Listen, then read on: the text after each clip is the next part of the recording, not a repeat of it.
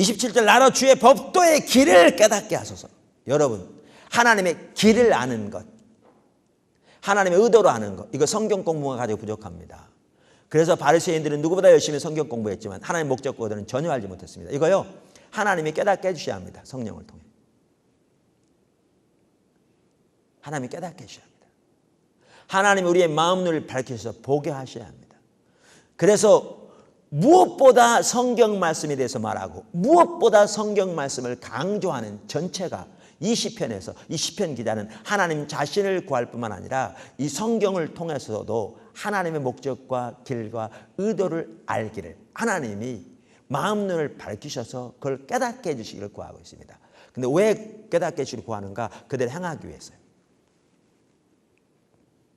33절 여호와의 주의 율례의 도를 내게 가르치소서. 내가 끝까지 지키리이다. 나로 깨닫게 하소서. 내가 전심으로 주의 법을 준행하며 전심으로 지키리이다. 나로 주의 첩경 계명의 첩경으로 행케 하소서. 내가 이를 즐거워함이니이다. 왜 그렇게 알기를 구했는가? 그렇게 행함으로 주와 함께 있기를 원해서, 그렇게 행함으로 주님을 더욱 알기 위해서. 한 번은 제가 주일날 설교하고 이렇게 잠시 이렇게 설교를 마치고 기도하는데요, 그날 이 부분을 살펴봤어요.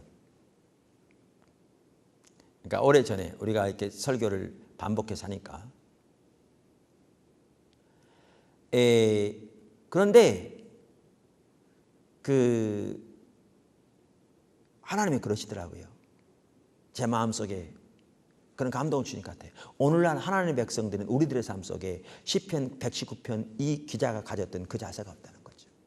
진짜 우리들 중에 하나님을 알기를 전심으로 구하고 하나님의 귤과 율례를 알기를 구하고 그대로 행함으로 하나님과 함께 있기를 원하고 열망하고, 그래서 그러한 것을 알기 위해 하나님의 말씀 앞에 집중적으로 엎드리는 사람이 과연 몇 명이나 있느냐는 거죠. 그게 시편 기자가 했던 자세인데, 그게 우리들의 모습임을 강력하게 말씀하시더라고요. 여기 보십시오. 성경을 통해서도 하나님의 음성을 들어야 합니다. 단순히 교리적으로 잘 정리하는 게 하나님을 아는 게 아닙니다. 또 어떨 때는 이렇게 기도 중에 하나님께서 이런 부분들을 보이시면서 깨닫게 하시면서 이렇게 책망하실 때도 있어요. 오늘날 교회를 누가 인도하느냐. 원래 성경에 보면 교회를 누가 인도하게 돼 있죠? 성령님이 인도하게 돼 있고, 교회의 머리는 원래 누구시죠? 예수님이죠. 우리는 이론적으로 너무나 잘 알아요. 근데 하나님께서 이렇게 그날 딱 비추시면서 진짜 회개하게 하신 건 뭐냐면, 오늘날에 너무나 많은 교회는 담임 목회자의 신학에 의해 인도되고 있는 거 아세요? 무슨 이해하시겠어요? 너무나 많은 교회가 담임 목회자의 신학에 의해 인도됩니다. 인격체이신 하나님에 의해 인도된 게 아니라. 두려운 일이죠. 그러니까 이론적으로 잘 정리하면 그게 하나님을 아는 것이 되어버렸다니까요. 그게 죽은 정통주의라니까요.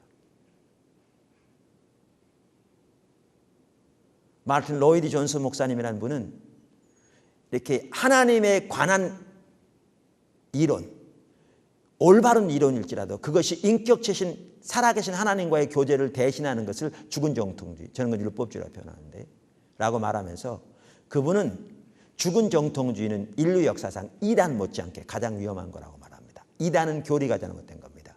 죽은 정통주의는 뭐냐? 교리는 옳을지 모르지만 신앙을 왜곡되게 하는 거죠. 교리적으로 하나님에 관해서 알면 그게 하나님을 아는 것처럼. 그러니까 뭐만 있냐?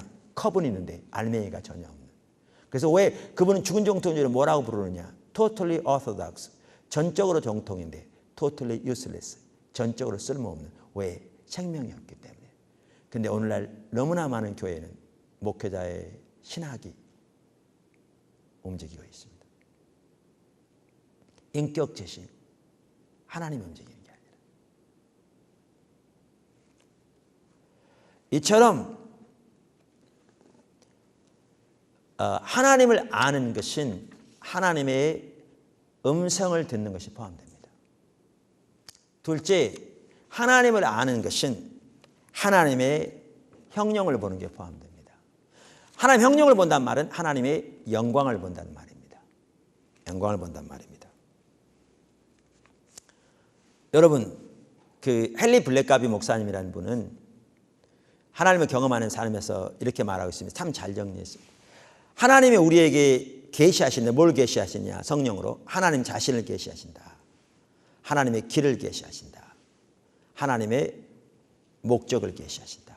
그러니까 이 말은 성경에 추가로 또 새로운 성경이 쓰여진다는 게 아니라 성경을 토대로 해서 하나님을 우리에게 알리시는 걸 말하죠.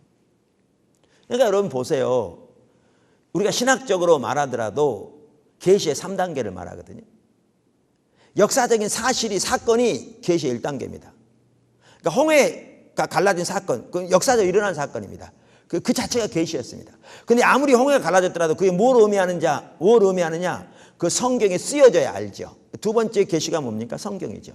성령의 감동으로 쓰여져서 역사적으로 일어난 사건들, 예를 들면 예수님 십자가 사건들, 이라는 것이 무엇을 의미하는가를 우리에게 보이신 거죠. 구원의 길을 알리시고. 이게 계시죠. 근데 계시의 세 번째 단계가 뭐냐?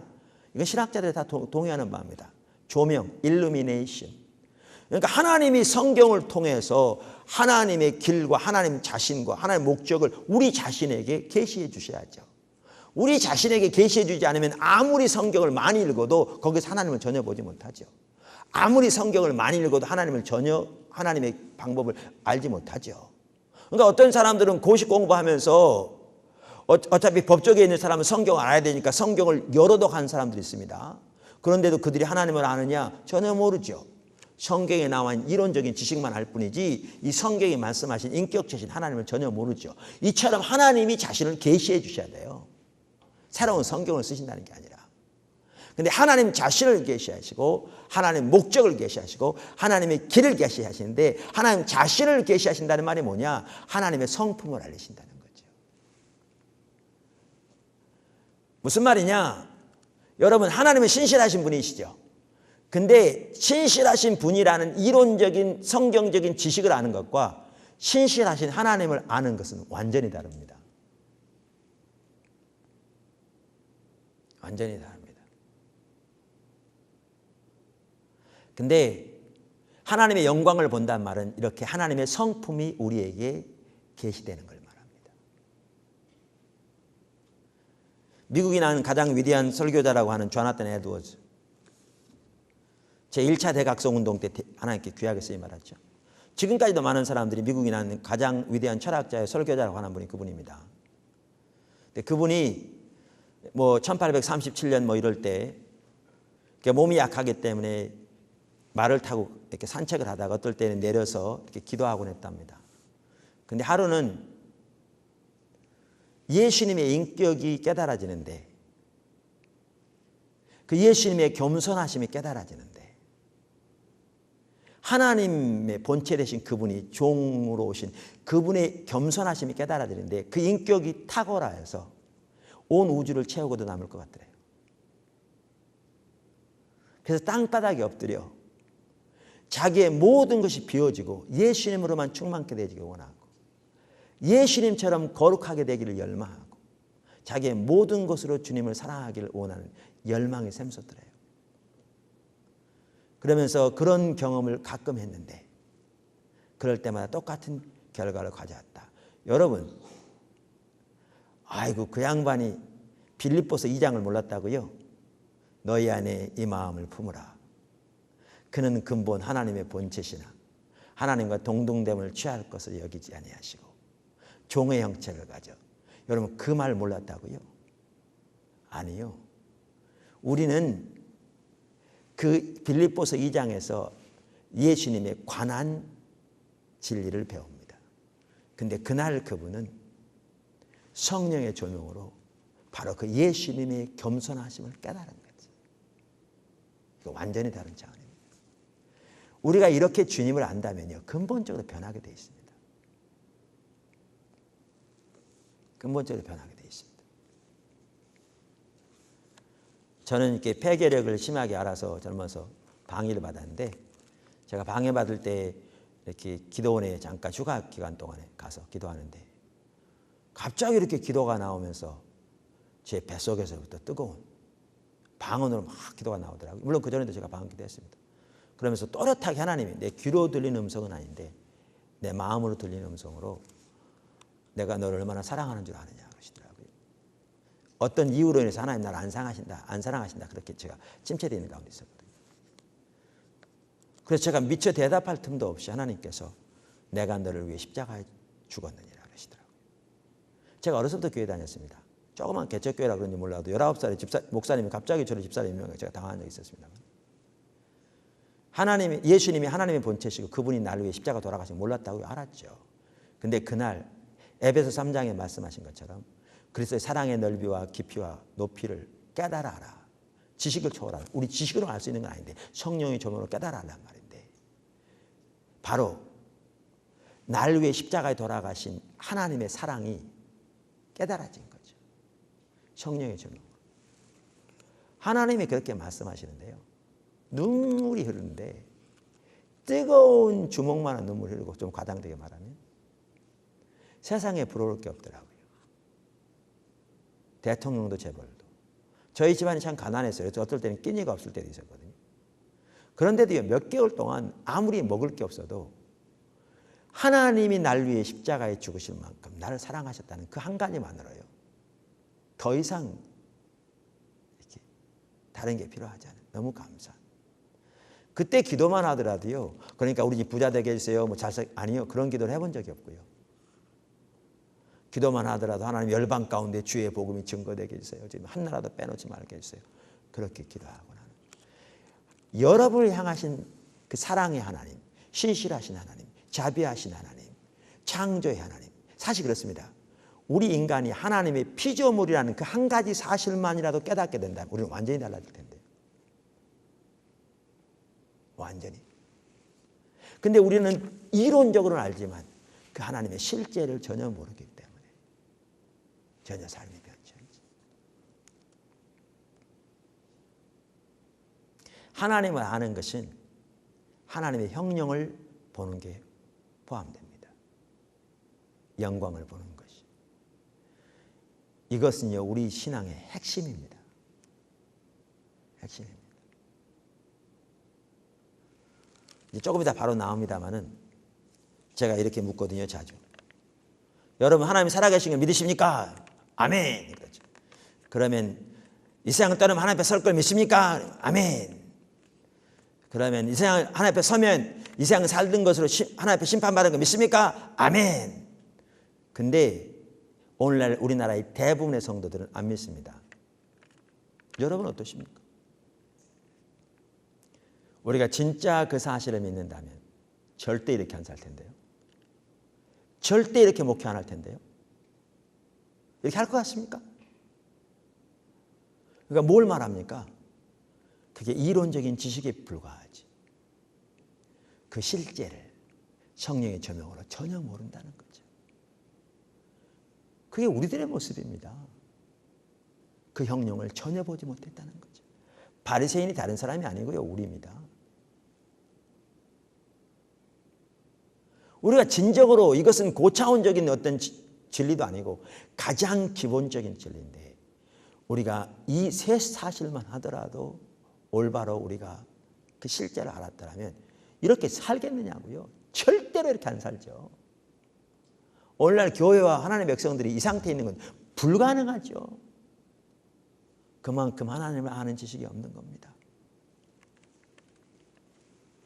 이처럼 하나님을 아는 것은 하나님의 영광을 보는 것이 포함됩니다.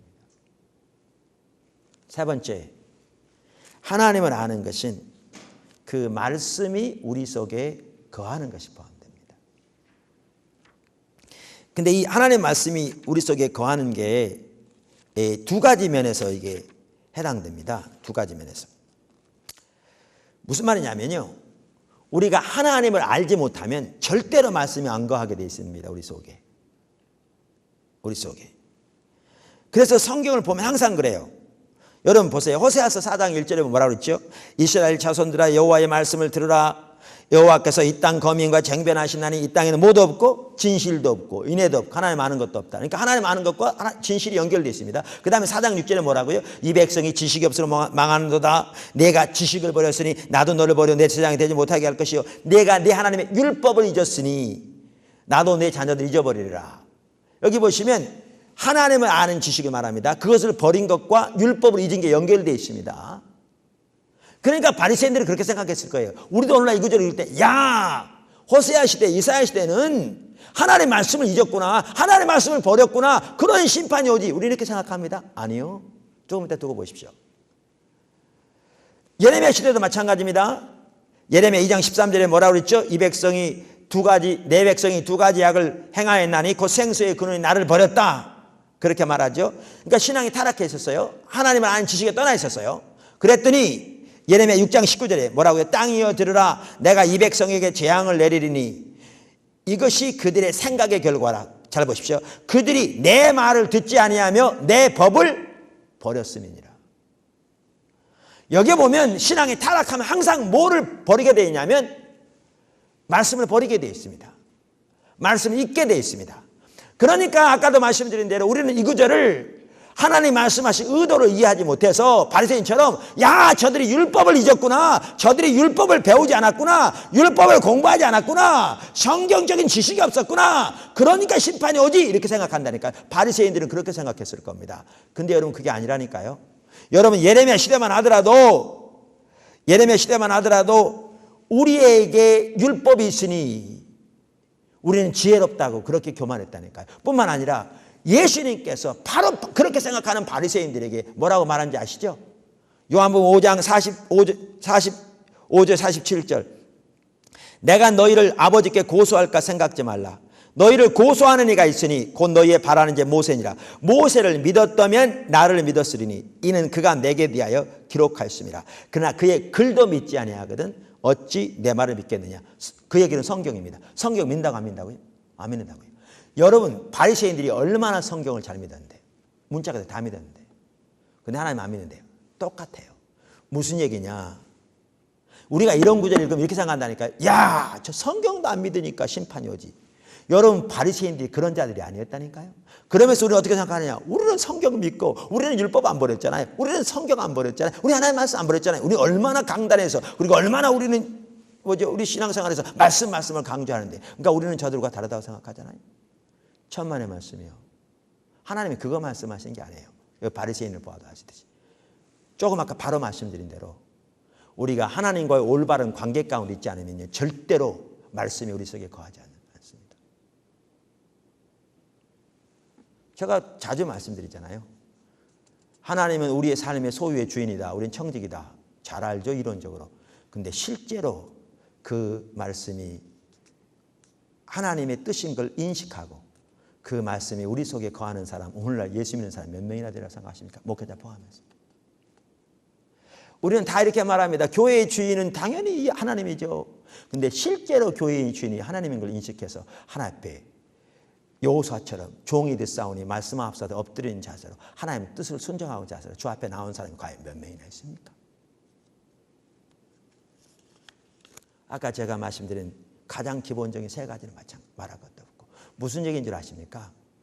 인격체신 하나님을 알지 못하면 이론적으로는 바리새인처럼 잘잘잘 나오고 그 내용을 이론적으로는 다 믿을지 몰라도 그 말씀이 우리 속에 거하지 않습니다. 하나님은 그걸 두고 내 백성이 내 법을 버렸다. 저들이 율법을 잊었으니 나도 저희를 잊어버리리라. 너희가 내 글도 믿지 아니, 그러니까 모세의 글, 성경도 믿지 아니하면서 어떻게 내 말을 믿겠느냐 이렇게 말씀하시는 겁니다. 그걸 두고 말씀하시는 겁니다. 그렇게 볼 때 여러분 오늘날 하나님의 백성들이요 진짜 하나님의 법을 버렸습니다. 말로는 다 말씀합니다. 근데 그 말씀이 전혀 속에 거하지 않습니다. 말씀이 거했다면 절대로 이렇게 안 살 겁니다. 너무너무 아이러니죠. 그러니까 바리새인처럼 말씀을 많이 상고한 자들이 없었어요. 바리새인처럼 말씀을 강조한 자들이 없었어요. 근데 바리새인처럼 그 말씀이 그 속에 거하지 않은 자가 없었어요. 이게 오늘날 너무나 똑같습니다. 너무나 똑같습니다. 또 한 가지 어떻게 관련된 줄 아세요? 말씀이 그러하기 때문에 더 이상 선택의 여지가 없는, 하나님께서 말씀하신 의도와 의미와 목적 그대로의 말씀이 내 생명이기 때문에, 말씀이 그러하기 때문에 더 이상 선택의 여지가 없는 그러한 자세로 주의 말씀을 따라가야 하나님을 아는 데 나아가요. 그래서 말씀이 우리 속에 거하는 것과, 그게 하나님의 말씀이 거하는 거거든요, 우리 속에. 그거와 하나님을 아는 것이 밀접한 관계가 있습니다. 밀접한 관계가 있습니다. 저는 이렇게 제가 미국에서 공부하고 돌아와서 이렇게 처음 교회 개척할 때, 오래전이죠. 그러니까 15년이 넘었는데, 그때부터 처음부터 저는 목회 못할 게 보이더라고요. 목회를 잘할 게 보이는 게 아니라. 그러니까 제가 이렇게 신학교 강의 나가니까 이렇게 학생들 2명이 왔어요. 이렇게 봉사하면서 배우겠다. 그래서 이제 전도사를 이렇게 섬기는데, 가끔 한번 설교를 시키면 그분들은 설교를 어떻게 하냐면, 지금 성도들이 문제가 뭔가, 지금 이제 뭐가 필요한가, 뭐 이렇게 문제가 있다, 아니면 뭐 고민이 있다, 딱 보고 그들이 필요한 말씀을 딱 전해요. 그러니까 사람들이 관심이 딱 있어야죠. 그러니까 막 눈이 바짝바짝해요. 근데 저는 설교할 때 어떻게 하느냐 하면, 우선 그게 안 보여. 제 눈에는 성도들의 문제가 안 보여. 두 번째는 저는 어떻게 설교하냐면, 이게 하나님의 뜻입니다 라고 이렇게 전해. 그러니까 뭐냐 하면, 그게 하나님 뜻이 무슨 상관이냐는 거예요. 내 코가 석자인데, 내 발에 불 떨어졌는데, 내 발등에 불 떨어졌는데, 그러니까 관심도 별로 없어요. 그러니까 저는 처음부터 보니까 목회를 못할 게 눈에 보이더라고요. 근데 최근 들어서 제가 로이드 존스 목사님 부흥책에서 그걸 읽고 하나님 인도하심인 걸 깨달았어요. 우리의 신앙이요, 사람부터 시작하면 타락한 겁니다. 우리 기독교는 사람들이 원하는 거 주는 게 아닙니다. 하나님 중심적인 삶으로 그들이 돌아올 때 하나님의 생명이 넘치는 거지, 저들이 원하는 걸 하나님이 그저 주는 게 아닙니다. 하나님은 저들의 삶을 위한 수단이 아닙니다. 하나님 중심적인 삶 가운데만 생명이 있다니까요. 그리고 그 후에 또 제가 이렇게 계속 목회할 때, 여기 첫 번째 교회인데, 제가 지금 섬기는 교회가 그러니까 지금 우리 포도남 교회가 이제 두 번째 교회잖아요.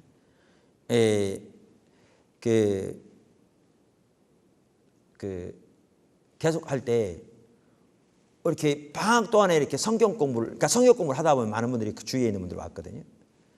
근데 이제 이런 차원에서 성경 공부를 같이 했죠. 근데 이제 방학 때문에 쉬어요. 왜냐하면 이제 아이들이 또 방학하고 그러니까, 주부들이랑.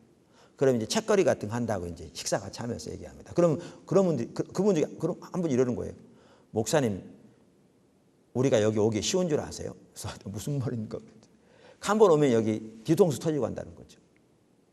너무나 충격적이라는 거죠. 그래서 어떨 땐 쓰러져 있대요. 그래서 나 속으로, 그렇기도 하나. 그래서 그 다음 주 오기 싫은데 그 말이 맞기 때문에 또 온다는 거죠. 근데 오면 까니만 또 까는 거죠. 뭐 내가 알고 그러나, 나는 그냥 하나님의 말씀 그대로 가르치는 건데. 그러니까 어떨 때는 가서 쓰러져 있대, 일주일 동안. 그래서 그 다음 주에 못 온대요. 그런데 그럼 옆에 있는 사람도 장단을 이렇게 맞추는 거예요. 목사님이 조금만 쉽게 가르쳤더라면 우리가 벌써 이 교회로 옮겨왔을 텐데. 아니, 저도 그 당시에 개척교회를 하면서 교회가 뭐 일꾼이 모아지든 돼야 교회가 뭐 되든지 말든지 할 텐데, 그분들, 근데 나름대로요, 그분들이 초신자들이 아니고요, 그래도 다 큰 교회, 웬만한 사이즈의 교회들, 또 큰 교회 다니면 돼 있고, 그냥 큰 교회 왔다 갔다 하는 게 아니라 그 교회에서도 아주 적극적으로 이렇게 주의를 하는, 그러니까 목사님 오른팔 왼팔 뭐 이렇게 아니라도 그런 분들입니다. 그러니까 조그만 개척교회라도 성경 공부 오는 거죠, 배우고자 해서. 근데 그런 분들이 제가 섬기는 교회 못 올 것 같다, 그 당시에. 그럼 누가 오겠나 싶더라고요. 너무너무 낙심이 되죠. 잠도 깊이 안 들고. 근데 며칠 지나면 다시 일어나죠. 왜냐하면 제가 아무리 눈을 씻고 봐도 성경은 다르게 말하고 있지 않더라고요. 제가 보는 관점의 성경은 다르게 말하고 있지 않더라고요. 예수님의 설교를 보든지 성경을 전체적으로 볼 때. 제가 왜 이해를 나누냐면요, 제가 그렇게 하나님의 말씀이 그러하기 때문에 교회가 당장 성장하지 않고 사람들이 그걸 받아들이지 않고 또 이렇게 해서는 교회가 세워질 가망도 전혀 보이지도 않고, 그렇지만 그런 거에 상관없이 하나님의 말씀이 그러하기 때문에 다른 선택의 여지가 없는 그 자세로 주 앞에 서지 않았더라면요 절대 오늘 이 자리에 없습니다. 그건 불가능했어요. 하나님 말씀이 우리 속에 거하는 것과 하나님을 아는 것은 밀접한 관계를 가지고 있습니다. 그래서 항상 성경은 두 개가 연결되어 있습니다. 오늘 저는 하나님을 아는 것이 포함하는 세 가지에 대해 살펴보겠습니다. 하나님을 아는 것은 하나님의 음성을 듣는 것을 포함하고, 하나님을 아는 것은 하나님의 영광을 보는 것을 포함하고, 하나님을 아는 것은 하나님의 말씀이 우리 속에 거하는 것과 연관됩니다. 저와 여러분을 하나님께서 긍휼히 여기셔서 하나님을 더욱 아는 자리로 인도해 주시고, 그래서 하나님과 친밀한 교제 가운데 하나님이 의도하신 대로 하나님과 동행하는 가운데 하나님의 생명이 넘치는 그 삶 가운데 세워지기를 예수님의 이름으로 축원합니다.